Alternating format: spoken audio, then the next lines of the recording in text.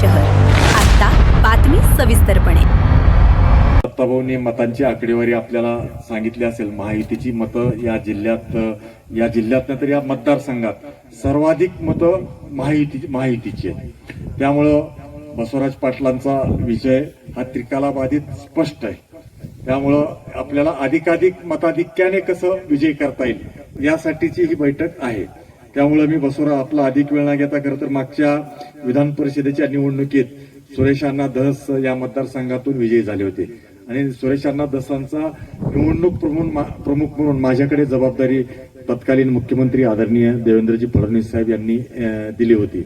आणि आपण पाहिलं की भाजपाचं संख्याबळ त्यावेळेस युतीचं खूप कमी होतं, तरी 71ने कमी होतं, मात्र आपण 70ने कमी होतं, मात्र अधिक दुपटीची मतं घेऊन 71 मताने सुरेश अण्णा धस यांचा या मतदारसंघातून विजय झाला होता.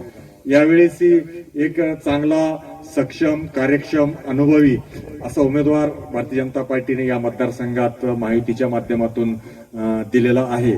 आणि बसवराजजी पाटील हे ग्रामविकास मंत्री राहिलेत, त्यामुळे त्यांना जिल्हा परिषद सदस्यांच्या अडचणी, त्यांचे प्रश्न, त्यांना काय लागतं, त्याचबरोबर नगरपालिकेत त्यांचा प्रदीर्घ अनुभव आहे. मुरुम नगरपालिका त्यांचे वडील माधवरावजी पाटील असताना पूर्ण मुरुम नगरपालिका त्यांनी बिनविरोध काढली होती. त्यामुळे त्यांनी नगरपालिकेच्या सदस्यांना काय लागतं आणि जिल्हा परिषद सदस्यांना काय हवंय, त्यामुळे याचा चांगला अभ्यास आहे आणि एक कार्यक्षम, अनुभवी उमेदवार आहेत आणि या मतदारसंघातून त्यांचा विजय निश्चित आहे. त्यामुळं आपण आपल्या सहकार्याने सुद्धा, अनेक जण आपले सहकारी म्हणतात, मी त्यांना विश्वास देतो.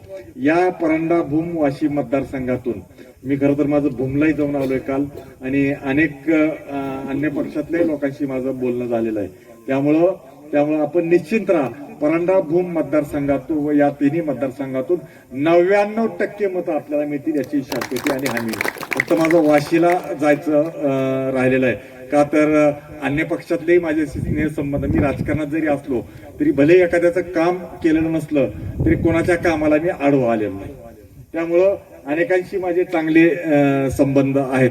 त्यामुळे एक ज्यांच्या वाशीला खरं तर मी आजच यायचो होतो, पण मात्र ज्यांना भेटायला जायचं होतं ते पुण्यात आहेत आणि मी तुम्हाला विश्वास देतो, खात्री देतो की या मतदारसंघातून 99% 1% फक्त मी वगळतोय. तेही प्रयत्न आहे ह्याच्यात की नक्की 100% मतं या मतदारसंघातली महायुतीचे उमेदवार म्हणून आपल्याला मिळतील याची मी आपल्याला शाश्वती देतो. आणि मी आपला अधिक वेळ न घेता मी अभिमन्यूजी पवार यांना विनंती करतो की त्यांनी बोलावं. तालुक्यातील महत्त्वाच्या राजकीय, सामाजिक, शैक्षणिक घडामोडी पाहण्यासाठी चॅनल सबस्क्राईब करा. संपादक तानाजी घोडके.